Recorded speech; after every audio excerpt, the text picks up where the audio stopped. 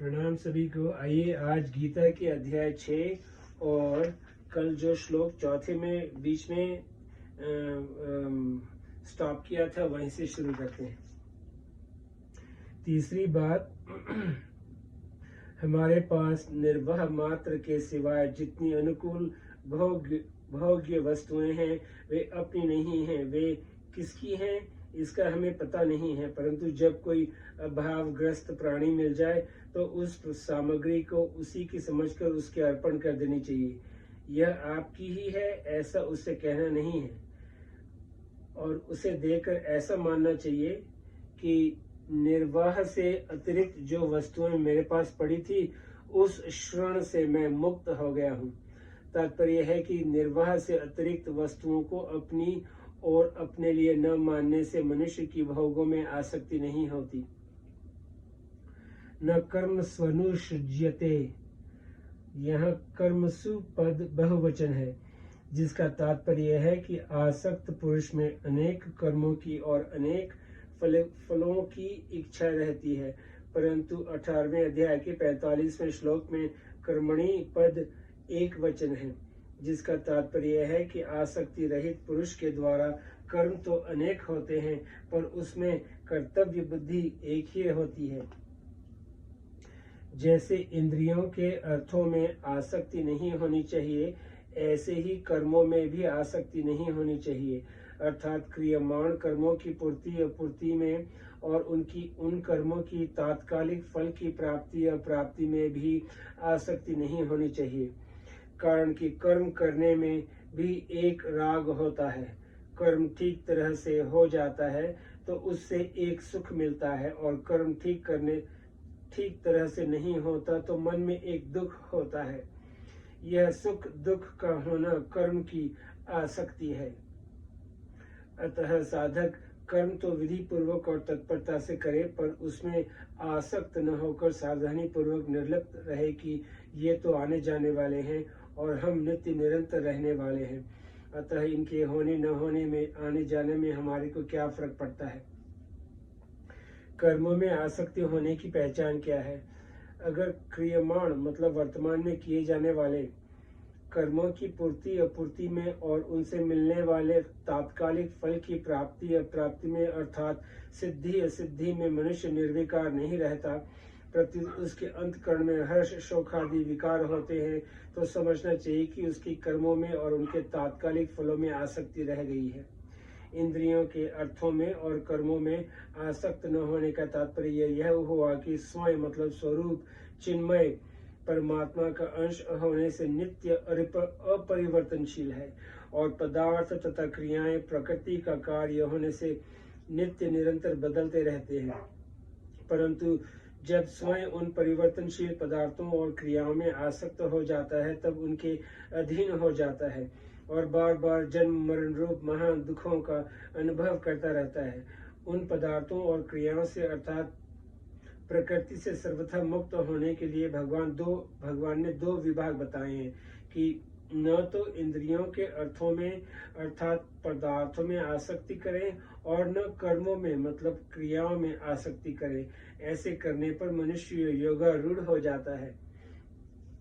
यहाँ एक बात समझने की है कि क्रियाओं में प्रियता प्राय फल को लेकर ही होती है, और फल होता है इंद्रियों के भोग। अतः इंद्रियों के भोगों की आसक्ति सर्वथा मिट जाए तो क्रियाओं की आसक्ति भी मिट जाती है। फिर भी भगवान ने क्रियाओं की आसक्ति मिटाने की बात अलग क्यों कही? इसका कारण यह है कि क्रियाओं में भी एक स्वतंत्र आसक्ति होती है। फलेच्छा न होने पर भी मनुष्य में एक करने का वेग होता है। यह वेग ही क्रियाओं की आसक्ति है, जिसके कारण मनुष्य से बिना कुछ किए रहा नहीं जाता। वह कुछ न कुछ काम करता ही रहता है। यह आसक्ति मिटती है केवल दूसरों के लिए कर्म करने से अथवा भगवान के लिए कर्म करने से। इसीलिए भगवान ने 12वें अध्याय में पहले अभ्यास योग बताया है, परंतु भीतर में करने का वेग होने से अभ्यास में मन नहीं लगता। अतः करने का वेग मिटाने के लिए 10वें श्लोक में बताया कि साधक मेरे लिए ही कर्म करे। तात्पर्य है कि पारमार्थिक अभ्यास आदि करने में जिसका मन नहीं लगता और भीतर में कर्म करने का वेग मतलब आसक्ति पड़ा है, तो वह भक्ति योग का साधक केवल भगवान के लिए ही कर्म करे, इससे उसकी आसक्ति मिट जाएगी। ऐसे ही कर्म योग का साधक केवल संसार के हित के लिए ही कर्म करे तो उसका करने का वेग मतलब आसक्ति मिट जाएगा। जैसे कर्म करने की आसक्ति होती है, ऐसे ही कर्म न करने की भी आसक्ति होती है। कर्म न करने की आसक्ति भी नहीं होनी चाहिए, क्योंकि कर्म न करने की आसक्ति आलस्य और प्रमाद पैदा करती है, जो कि तामसी वृत्ति है, और कर्म करने की आसक्ति व्यर्थ चेष्टाओं में लगाती है, जो कि राजसी वृत्ति है। वह योगारूढ़ कितने दिनों में, कितने महीनों में अथवा कितने वर्षों में होगा, इसके लिए भगवान यदा और तदा पद देकर बताते हैं कि जिस काल में मनुष्य इंद्रियों के अर्थों में और क्रियाओं में सर्वथा आसक्ति रहित हो जाता है, तभी वह योगारूढ़ हो जाता है। जैसे किसी ने यह निश्चय कर लिया कि मैं आज से कभी इच्छा पूर्ति का सुख नहीं लूंगा, अगर वह अपने इस निश्चय मतलब प्रतिज्ञा पर दृढ़ रहे तो वह आज ही योगारूढ़ हो जाएगा। इस बात को बताने के लिए भगवान ने यदा और तदा पदों के साथ ही पद दिया है। पदार्थों और क्रियाओं में आसक्ति करने और न करने में भगवान ने मनुष्य मात्र को यह स्वतंत्रता दी है कि तुम साक्षात मेरे अंश हो, और ये पदार्थ और क्रियाएं प्रकृति जन्य हैं। इनमें पदार्थ भी उत्पन्न और नष्ट होने वाले हैं तथा क्रियाओं का भी आरंभ और अंत हो जाता है। अतः ये नित्य रहने वाले नहीं हैं और तुम नित्य रहने वाले हो। तुम नित्य होकर भी अनित्य में फंस जाते हो, अनित्य में आसक्ति प्रियता कर लेते हो। इससे तुम्हारे हाथ कुछ नहीं लगता, केवल दुख ही दुख पाते रहते हो।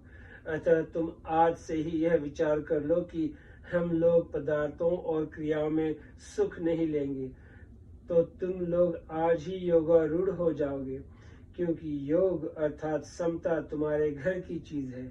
समता तुम्हारा स्वरूप है और स्वरूप सत्य है।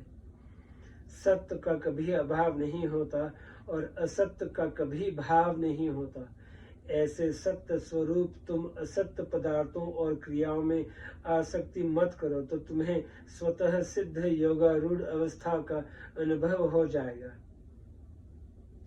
सर्व संकल्प सन्यासी मतलब हमारे मन में जितनी स्फुरणाएं होती हैं, उन स्फुरणाओं में से जिस स्फुरणा में सुख होता है उसको लेकर यह विचार होता है कि हमें ऐसा मिल जाए, हम इतने सुखी हो जाएं। तो इस तरह स्फुरणा में लिप्तता होने से उस स्फुरणा का नाम संकल्प हो जाता है।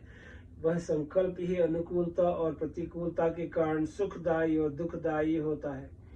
जैसे सुखदायी संकल्प लिप्तता राग द्वेष करता है, ऐसे ही दुखदायी संकल्प भी लिप्तता करता है। अतः दोनों ही संकल्प बंधन में डालने वाले हैं। उनकी हानि के सिवाय कुछ लाभ नहीं, क्योंकि संकल्प न तो अपने स्वरूप का बोध होने देता है और न दूसरों की सेवा करने देता है। न भगवान में प्रेम होने देता है, न भगवान में मन लगने देता है, न अपने नजदीक के कुटुंबियों के अनुकूल ही बनने देता है। तात्पर्य यह है कि अपना संकल्प रखने से न अपना हित होता है, न संसार का हित होता है।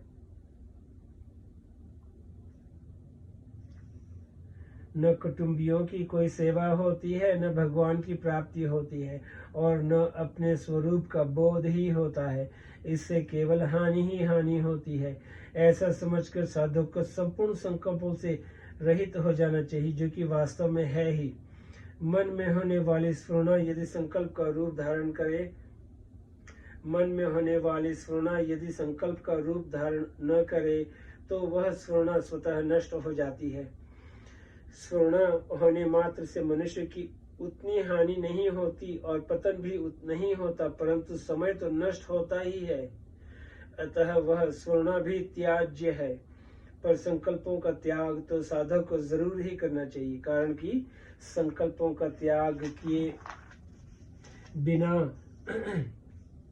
अर्थात अपने मन की छोड़े बिना साधक योगारूढ़ नहीं होता, और योगारूढ़ हुए बिना परमात्मा की प्राप्ति नहीं होती, कृतकृत्यता नहीं होती, मनुष्य जन्म सार्थक नहीं होता, भगवान में प्रेम नहीं होता, दुखों का सर्वथा अंत नहीं होता। दूसरे श्लोक में तो भगवान ने व्यतिरेक रीति से कहा है कि संकल्पों का त्याग किए बिना मनुष्य कोई सा भी योगी नहीं होता, और यहाँ अन्वय रीति से कहते हैं कि संकल्पों का त्याग करने से मनुष्य योगारूढ़ हो जाता है।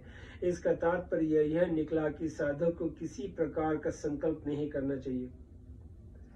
संकल्पों के त्याग के उपाय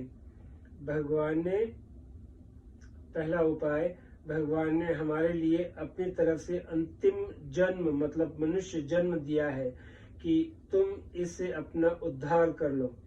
अतः हमें मनुष्य जन्म के अमूल्य मुक्तिदायक समय को निरर्थक संकल्प में बर्बाद नहीं करना है। ऐसा विचार करके संकल्पों को हटा दो। दूसरा, कर्म योग के साधक को अपने कर्तव्य का पालन करना है। कर्तव्य का संबंध वर्तमान से है, भूत भविष्य काल से नहीं, परंतु संकल्प विकल्प भूत और भविष्य काल के होते हैं, वर्तमान के नहीं। अतः साधक को अपने कर्तव्य का त्याग करके भूत भविष्य काल के संकल्प विकल्पों में नहीं फंसना चाहिए, प्रत्युत आसक्ति रहित होकर कर्तव्य कर्म में लगे रहना चाहिए। गीता। तीसरा, भक्ति योग के साधक को विचार करना चाहिए कि मन में जितने भी संकल्प आते हैं वे प्राय भूतकाल के आते हैं, जो कि अभी नहीं है, अथवा भविष्यत काल के आते हैं, जो कि आगे होने वाला है, अर्थात जो अभी नहीं है। अतः जो अभी नहीं है उसके चिंतन में समय बर्बाद करना, और जो भगवान अभी हैं, अपने में हैं और अपने हैं, उनका चिंतन न करना, ये कितनी बड़ी गलती है। ऐसा विचार करके संकल्पों को हटा दे। योगारूढ़स्थ दोच्यते, सिद्धि असिद्धि में सम रहने का नाम योग है। गीता। इस योग अर्थात समता पर आरूढ़ होना, स्थित होना ही या योगारूढ़ होना है। योगारूढ़ होने पर परमात्मा की प्राप्ति हो जाती है। दूसरे श्लोक में भगवान ने यह कहा था कि संकल्पों का त्याग किए बिना कोई सा भी योग सिद्ध नहीं होता, और यहाँ कहा कि संकल्पों का सर्वथा त्याग कर देने से वह योगारूढ़ हो जाता है। इससे सिद्ध होता है कि सभी तरह के योगों से योगारूढ़ अवस्था प्राप्त होती है। यद्यपि यहाँ कर्म योग का ही प्रकरण है, पर संकल्पों का सर्वथा त्याग करने से योगारूढ़ अवस्था में सब एक हो जाते हैं। गीता। नमस्ते। आज यही समाप्त करते हैं, फिर कल श्लोक 5वें से शुरू करेंगे। शुक्रिया।